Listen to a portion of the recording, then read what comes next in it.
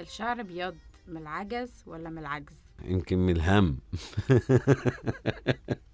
ايه اكبر ازمة نفسية تعرضت لها في حياتك؟ لما امي ماتت حسيت ان انا بردان. انا عارفة ان هي اكتر شخصية كانت قريبة منك، واكتر شخصية هي اللي علمتك تبقى حر في ارائك وحر في اختياراتك. الكلام ده مظبوط؟ ده حقيقة. هي كانت وهي شابة كانت عاملة زي الخيل النفرة كده، وما كان صعب حد يسيطر عليها.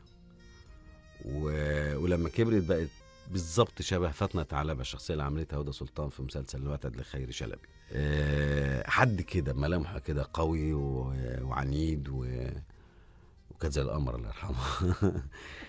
فحاجة كده حلم، شبه الحلم يعني. كانت ست لدرجة ساعات كتير جدا يجي ناس كبيرة في البلد زي شيخ البلد أو العمدة أو بتاع، يقعد يدردش معاها في المشكلة الفلانية، عايز رأيها عشان هو مش عارف ياخد قرار مثلا. فكانت كده، كانت عاملة كده، وكانت هي أم العيلة والبلد يعني. أنا أذكر وإحنا صغيرين لما كان في عيال بترضاش تاخد الدواء، كان أمهاتها تجيب الدواء تجيب العيال لأمي عشان هو بياخد من إيد أمي، ما يقدرش ياخد من إيد أمه خاف هو. منها. لا بيحبها. اه. هي كانت كده، كانت مع الناس كلها.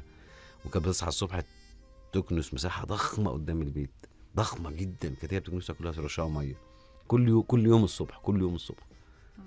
يعني كانت أسطورة الست دي. هدومها نظيفة جدا طول الوقت ومتأنقة طول الوقت. حسيت بعدها باليوت؟